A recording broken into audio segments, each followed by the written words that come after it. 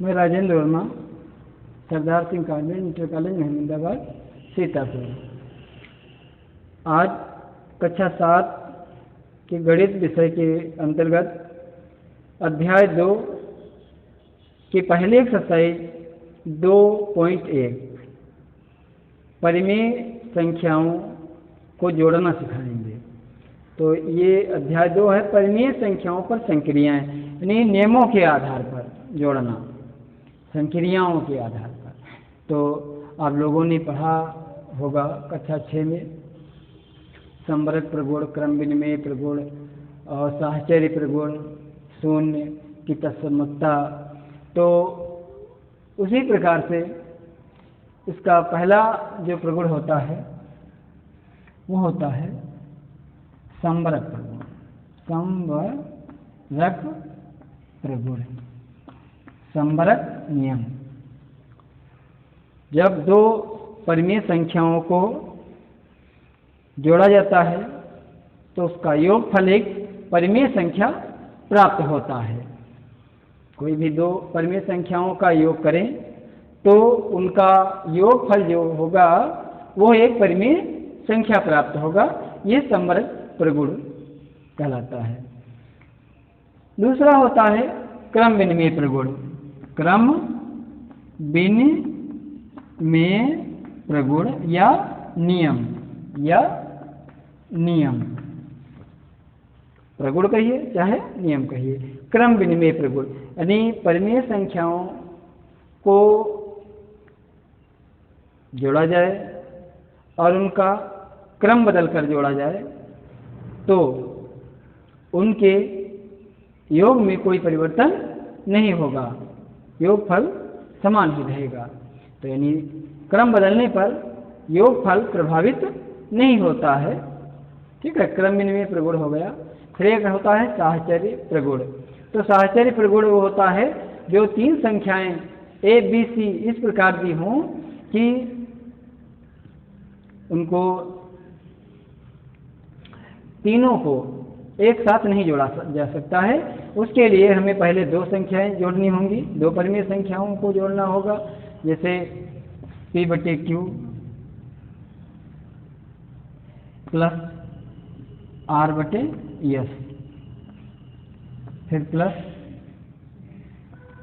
T/N मान लीजिए।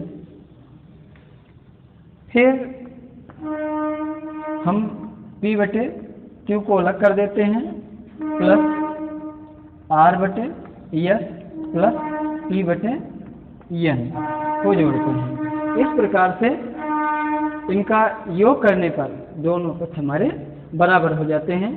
तो ये होता है साहचर्य प्रगुण कि जब हम किन्हीं दो संख्याओं को, कोई तीन संख्या हमारी परिमेय संख्याएं दी हैं P/Q, R/S और T/N, ये तीन परिमेय संख्याएं हैं। इन तीनों परिमेय संख्याओं को हम एक साथ नहीं जोड़ सकते हैं। उसके लिए क्या होता है, पहले दो परिमेय संख्याओं को जोड़ेंगे, फिर उनके योग में जो शेष हमारी परिमेय संख्या उसको जोड़ दी जाएगी। ठीक है, देखिए ये आपके एक्सरसाइज में प्राप्त होंगे सब सवाल। देखिए भैया, निम्नलिखित परिमेय संख्याओं को जोड़िए। तो इन परिमेय संख्याओं को जोड़ना है। देखिए -4/5 प्लस -3/5। तो अब देखिए यहाँ पर प्लस लगा है, ऊपर माइनस लगा है, इसलिए दो चिन्ह प्राप्त हो गए, एक प्लस का एक माइनस का। इसलिए यहाँ पर हम क्या लगा लेंगे, ब्रैकेट लगा लेंगे, कोष्ठक। तो बराबर तो -4/5 प्लस माइनस -3/5। अब देखिए यहाँ पर हर बराबर हैं तो लासापा लेने की आवश्यकता नहीं है। जब हर बराबर हो तो लासापा लेने की कोई आवश्यकता नहीं होती है। अंशों को की तुलना कर लीजिए, जोड़ लीजिए, घटाना हो घटा लीजिए। तो एक की लाइन खींचेंगे, -4 -3 तो बराबर -4 -3। तो इसके पहले भी हमने पढ़ाया होगा, जब एक जैसे चिन्ह होते हैं तो जोड़ दिए जाते हैं, विपरीत चिन्ह हो घटा दिया जाएगा, लेकिन चिन्ह वही रहेगा जो उसके साथ चिन्ह होगा। जैसे -4 और -3 एक जैसे चिन्ह है, जोड़ दिया तो माइनस ही रहेगा, ये नहीं प्लस हो जाए, माइनस माइनस प्लस हो जाए, कतई नहीं। 4 और 3 7 और बटे में 5, तो -7/5। इन दोनों परिमेय संख्याओं का योग जो हमारा आया -7/5 आया। तो बच्चों आप लोग भी किताबें खरीद लीजिए और उन्हीं किताबों से पढ़िए, ज़्यादा से ज़्यादा प्रैक्टिस कीजिए। Math bye practice, math practice से आती है, जितना ही आप उसे हल करेंगे। ये सोचें कि सवाल को हम याद कर लेंगे तो याद नहीं कर पाएंगे। बहुत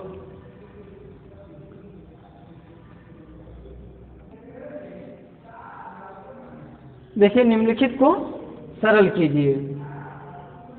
तो हरों का लासापा तो हम लेते हैं, लेकिन ऋणात्मक यदि हर होता है, ऋण का चिन्ह होता है, माइनस होता है हर में, तो ऋणात्मक हर का हम लासापा नहीं निकाल सकते हैं। तो इसके लिए सर्वप्रथम हर को धनात्मक करना पड़ता है, धनात्मक बनाना पड़ता है। तो जैसे देखिए -4 लिखा हुआ है हर में, तो इसे धनात्मक बनाने के लिए अंश और हर दोनों को, अंश और हर दोनों को, जैसे 27/-4, तो गुणे -1 गुणे -1 से अंश और हर दोनों को गुणा कर दिया जाएगा, तो बराबर -27/4। तो देखिए हर हमारा क्या हो गया, धनात्मक हो गया। तो हर धनात्मक करने के लिए क्या करना पड़ेगा, -1 और -1 से अंश और हर दोनों को गुणा करना पड़ेगा। देखिए बराबर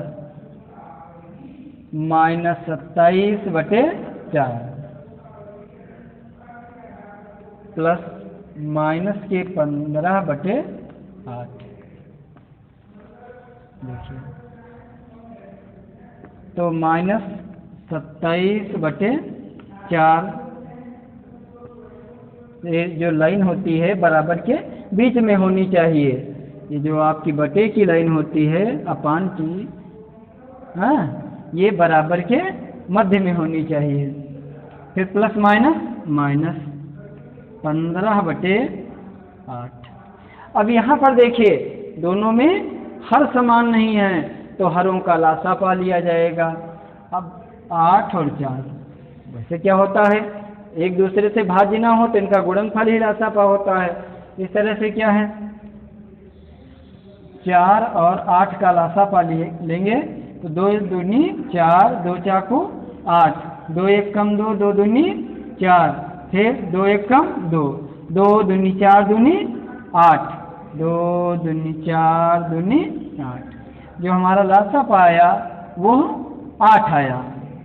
देखिए 8 लिखिए, -27 गुणे 4 दूनी 8।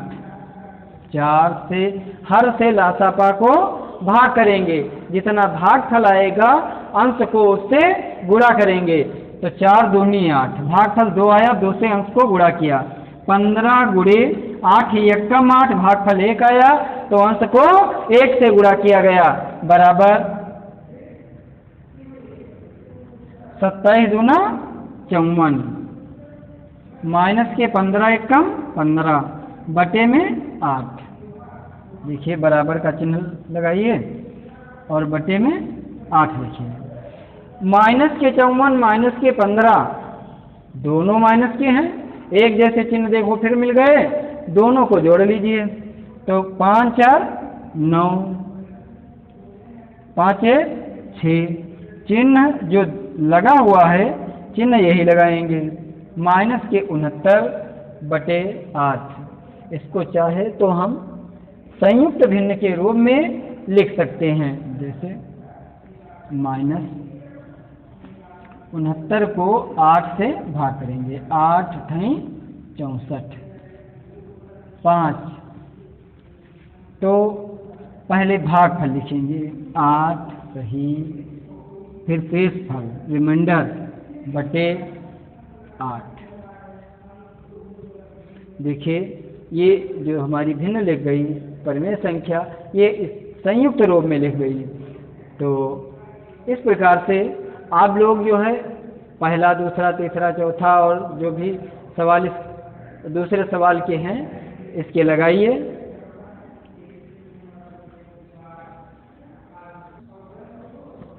देखिए तीसरा सवाल है, निम्नलिखित को सरल कीजिए। -1 + 7 बटे -9 + 11 बटे 12। तो यहाँ पर देखिए हमारा फिर हर जो है ऋणात्मक आ गया, तो हर को धनात्मक बना लेंगे। देखिए इसमें क्या दिक्कत है, बराबर का चिन्ह लगाएंगे, -1 लिखेंगे, फिर प्लस -7 बटे 9 + 11 बटे 12। ठीक है, तो अब पहले हम क्या करेंगे, चिन्हों का प्लस है माइनस है, तो इसको हम चाहे तो ब्रैकेट लगा लें, फिर ब्रैकेट खोलेंगे तो -1 ± -7 बटे 9 + 11 बटे 12। इसके बटे में 1 कर देंगे, बटे में 1 कर देंगे। तो बटे में जब 1 करेंगे तो 1 9 12 का लासापा, 1 9 12 का लासापा। तो ले लीजिए 1 9 और 12। पहले 2 से विभाज्य कर दीजिए, 9 तो नहीं होगा, 2 × 12,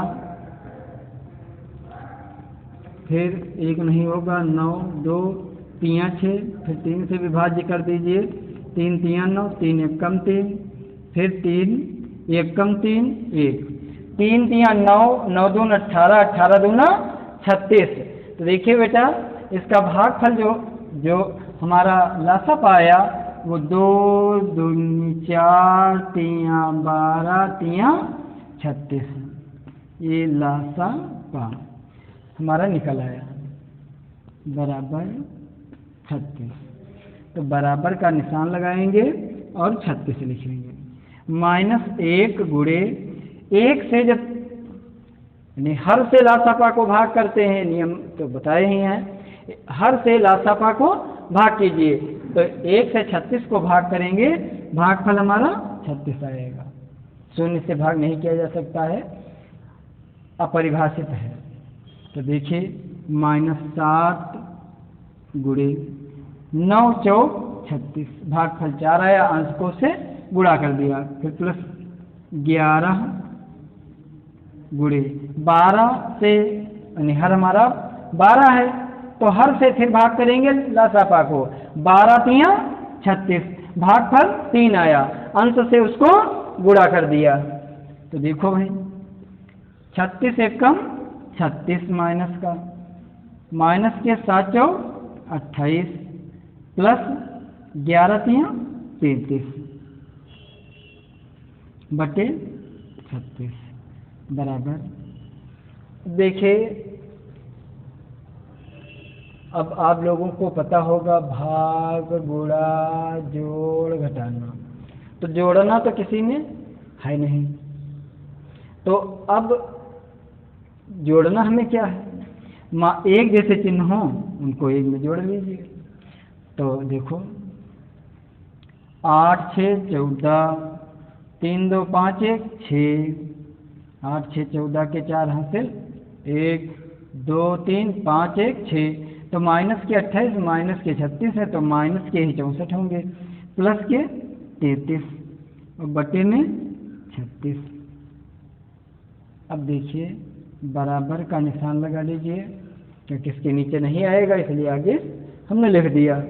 आप लोग इसके नीचे ही लिखेंगे, ये नहीं कि हमने इधर लिख दिया तो तुम भी इधर लिख लो। अब देखिए 4 से हमेशा माइनस को भूल जाइए, बड़ी संख्या में से छोटी संख्या को घटाते हैं। तो ज़्यादा 64 है, कम 33 है, तो चिन्ह वो लगेगा जो अधिक है, तो माइनस का चिन्ह लगेगा। 4 से 3 घटाया तो 1 बचा, 6 से 3 घटाया तो 3 बचे, और बटे में 36। ये हमारी परिमेय संख्या प्राप्त हो गई। अब देखिए 3 परिमेय संख्याएं थी, इन 3 परिमेय संख्याओं का योग भी एक परिमेय संख्या होता है। तो ये सिद्ध करता है कि 2 परिमेय संख्याओं का योगफल एक परिमेय संख्या होता है। उसका कोई भी क्रम बदल दें, क्रम बदलने पर योगफल नहीं बदलता है। फिर इसी क्रम में चौथा सवाल आपको पढ़ाएंगे।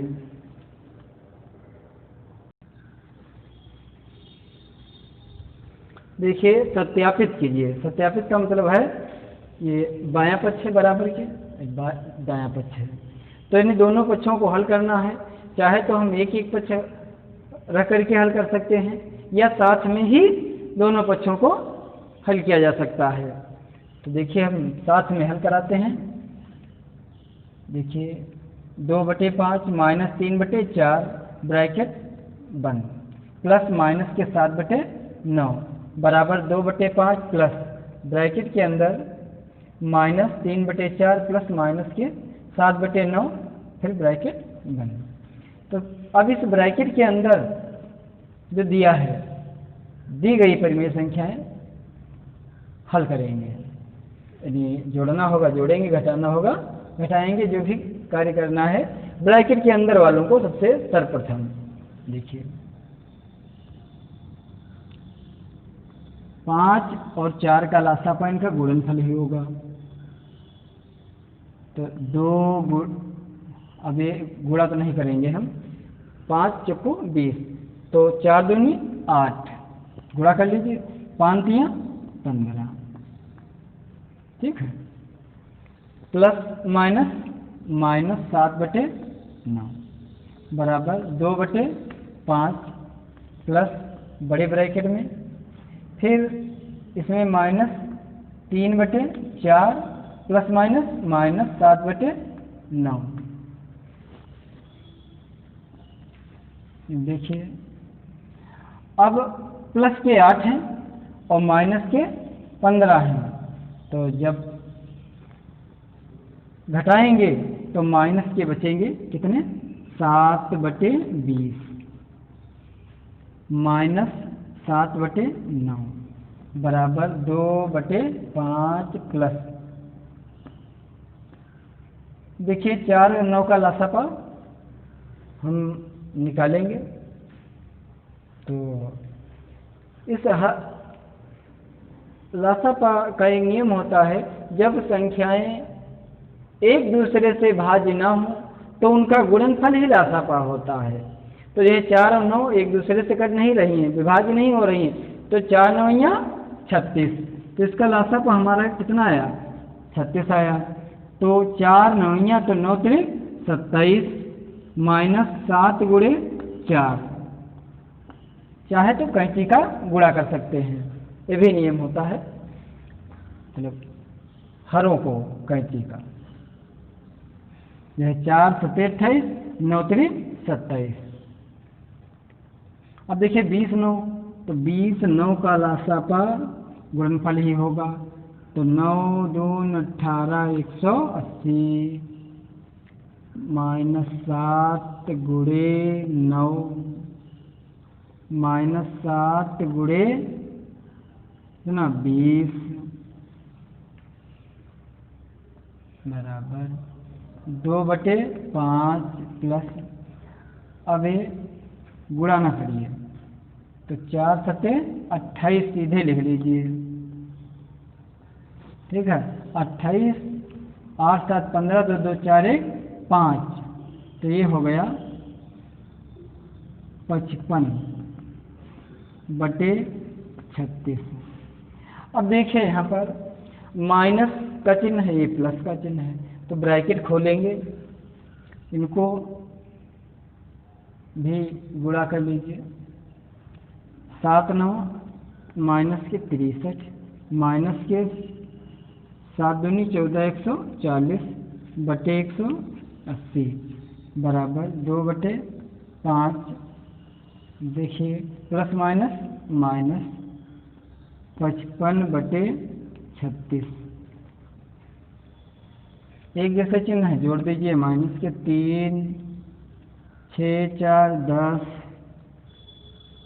और 1 1 2 203 बटे माइनस के 203 बटे 180 बराबर, इसका भी लासापा ले लीजिए।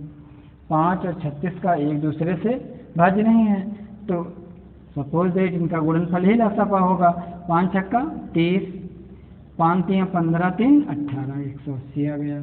अब इसको 2 36 दूना 72 36 दूना, अब गुणा करके भी कर सकते हो।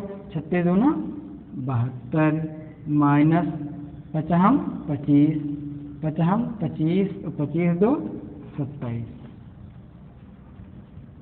तो हम इस साइड में लिख लेते हैं माइनस के 203 बटे 180 बराबर। अब देखिए प्लस के 72 हैं और माइनस के 275 हैं, तो 72 घटा देंगे 75 में से तो 3 बचेगा ही, तो माइनस के 203 बचेगा बटे 180। गणना घटा पाए 275 से 72 घटा लीजिए। देखिए 275 माइनस 72, 5 में 2 गए 3, 7 से 0, फिर 2 से कुछ नहीं घटा ना, 203 बचा।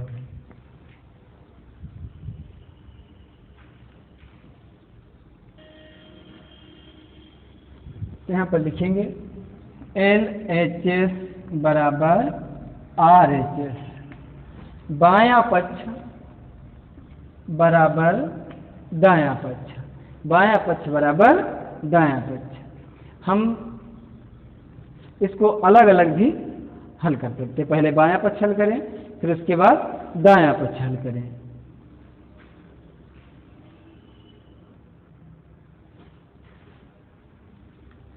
देखिए निम्न परिमेय संख्याओं का योगात्मक प्रतिलोम ज्ञात कीजिए।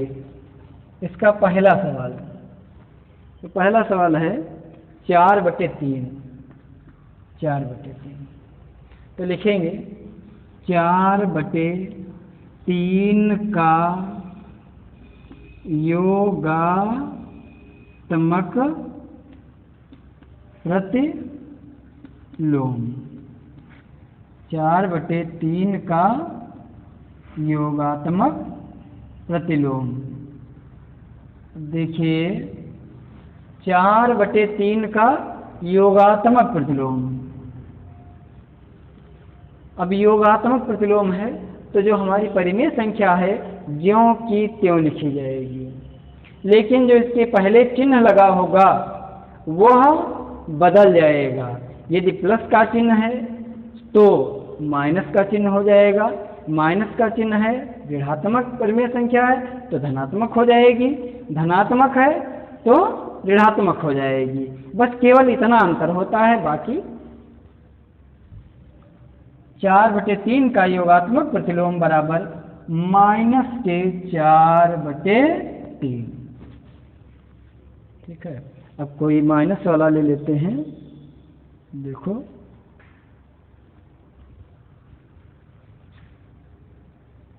तीसरा सवाल, माइनस के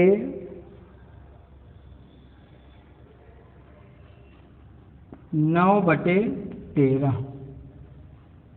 तो माइनस 9/13 का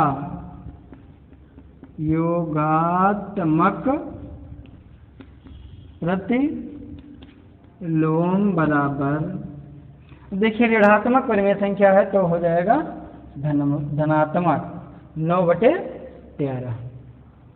तो इस प्रकार से ये एक्सरसाइज समाप्त होती है। और एक छठा सवाल है, वो आप लोग जोड़ेंगे, योग ज्ञात करना है कि राहुल के पास 1/8 किलोग्राम घी है रवि के पास 7/9 किलोग्राम घी है। दोनों के पास कुल कितने किलोग्राम घी है? तो ये दो परिमेय संख्याएं हैं, दोनों को क्या करना है? जोड़ना है। दोनों के पास लिख लीजिए, दोनों के पास कुल घी बराबर, तो राहुल के पास घी प्लस रवि के पास घी, तो राहुल के पास जितना घी है वो लिख लीजिए और रवि के पास जितना घी है उसे लिख लीजिए और दोनों को जोड़ लीजिए और उसका योगफल ज्ञात हो जाएगा। दोनों के पास उतना ही घी होगा। इस प्रकार से ये एक्सरसाइज आज समाप्त होती है। Thank you.